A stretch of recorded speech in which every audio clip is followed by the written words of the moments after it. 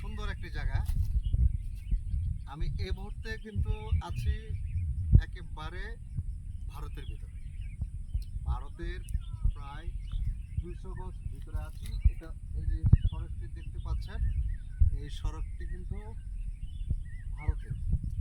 আর এই এলাকাটি বিশেষ করে আমি এখানে এসেছি যে এটা হচ্ছে হাতি প্রবণ এলাকা। মানে এক কথায় আমি যতটুকু জানতে পেরেছি এখানে দীর্ঘদিন ধরে এটা এই জায়গাটির নাম হচ্ছে বানাই চিরিঙ্গাপাড়া ষোলো পাহাড়। এখানে আমি কখনোই কিন্তু ভিডিও করতে আসিনি। খুব চমৎকার একটি নাইস জায়গা। এই দেখুন সীমান্তে মোটরসাইকেল নিয়ে দেখেন ঘোরাফেরা করছে। এই ইন্ডিয়ার এই রাস্তাটি সীমান্ত সড়ক।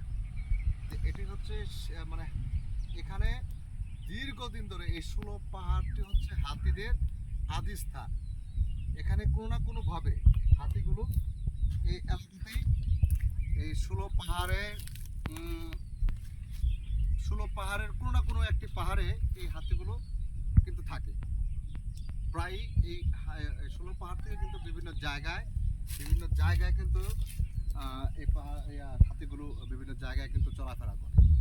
তো আমি আজকে কিছুদিন আগে পার্শ্ববর্তী মহিষাটি গ্রামে একজনকে হাতি হত্যা করেছে, সেটা জানার পরে কিন্তু এই এলাকাগুলো একটু ভিজিট করছি। তো এখানে দেখলাম যে সীমান্তের সকলেই মোটামুটি সতর্ক। আমাকে এদিক দিয়ে এবারও আসতে দিতে চাচ্ছিল না। আমি কিন্তু আমার এক পরিচিত ভাই শাহজাহান ভাইকে নিয়ে এখানে কিন্তু এসেছি। তো আর এই মুহূর্তে যদিও আমি বৈধ না, অবৈধভাবে কিন্তু ভারতের ভিতরে চলে এসেছি শুধুমাত্র এই জায়গাটুকু দেখানোর জন্য। আর বিশেষ করে আপনাদেরকে যে কথাটি বলেছিলাম এর আগের ভিডিওগুলোতে যে এই এলাকাটি হচ্ছে একটি পর্যটনের বিপুল সম্ভাবনাময় একটা জায়গা। এবং যারা ঘুরতে চান, বেড়াতে চান, যারা টুরিস্ট হিসাবে বিভিন্ন জায়গায় বা অ্যাডভেঞ্চার ট্যুরগুলো করে থাকেন, আপনারা এই এলাকাগুলো নিঃসন্দেহে পরিবার পরিজন বন্ধুবান্ধব সকলকে নিয়ে কিন্তু এখানে আসতে পারেন, এতে কোনো সমস্যা নেই। হ্যাঁ, তবে আমি যেখানে আসছি সেখানে কিন্তু দয়া করে আসবেন না, এটা কিন্তু একেবারেই ঠিক না। আপনার আমি কিন্তু সীমানা ক্রস করে চলে এসেছি। আমি হয়তো কিছুক্ষণের মধ্যে আপনাদেরকে সীমানাটা দেখাতে পারবো যে আমি কোন সীমানাটা ক্রস করেছি। ভারতের ভিতরে চলে এসে গেছি। আর একটু সুন্দর দেখেন, এই জায়গাটি অত্যন্ত সুন্দর, খুবই চমৎকার, খুবই প্লিজ আপনি একটু সামনে ঘুরে আসছে। এই যে খুব চমৎকার একটি জায়গা, যে দেখেন এই একটি জায়গা। তো যাক, এটা যদিও আমাদের না, বাংলাদেশের না, জায়গাটি বাংলাদেশের না, তবে হ্যাঁ এই এলাকাটা খুবই ঝুঁকিপূর্ণ। আপনাদেরকে বারবার বলে রাখছি যে এই জায়গাটা কিন্তু খুবই ঝুঁকিপূর্ণ। এই 16 টিলাতেই মূলত হচ্ছে হাতিদের আদি স্থান। এখান থেকেই হাতিগুলো বিভিন্ন জায়গায় দেখেন যে অনেকগুলো গাছ ভাঙা।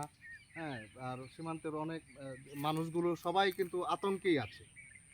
তো আমি আপনাদেরকে আমার যারা ভিডিও দেখছেন তাদেরকে আমি যে কথাটি বলতে চাই, আমি কিন্তু সীমানা ক্রস করে এখানে চলে এসেছি। আর বিশেষ করে বেশ কিছু স্টিল ছবি নিব বলে। যাক, আমি আজকে আর কথা বাড়াচ্ছি না। যারা এই এলাকাটি ভিজিট করতে চান, ভ্রমণ করতে চান, তাদের জন্য বলতে চাই যে 1 নং ভবনকোড়া ইউনিয়নের বানাই চিরিঙ্গাপাড়া সীমান্তের একটি সৌন্দর্যের একটি অপার লীলাভূমি। পাশেই মেঘালয়। এই যে দেখুন, এই যে কত চমৎকার। ওই আপনার যে টাওয়ার আছে এখানে, নেটওয়ার্ক বাংলাদেশের যে মোবাইলগুলো আছে এখানে আসার পরে সবগুলো 4G হয়ে গেছে, মানে চমৎকার নেটওয়ার্ক দিচ্ছে এখানে, নেটওয়ার্ক খুবই চমৎকার। আর হ্যাঁ, সাবধান, দয়া করে এদিকে আসবেন না, আবারও বলছি।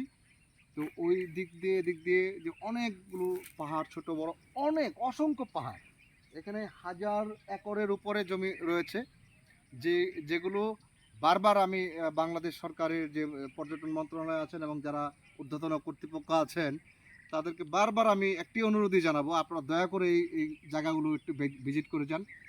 খুবই চমৎকার, খুবই খুবই সুন্দর একটি জায়গা।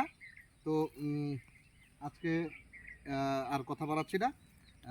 রমজান রোজা রেখে কিন্তু এখানে এসেছি। আগাম ঈদের শুভেচ্ছা, ঈদ মোবারক। সকলে ভালো থাকবেন, সুস্থ থাকবেন। আর আমার পিছন দিয়ে আরেকটি গাড়ি যাচ্ছে, কিন্তু জুম করে আপনি একটু যদি জুম করে, প্রচুর গাড়ি কিন্তু এখানে যাতায়াত করছে। তো খুদা হাফেজ, ঈদ মোবারক।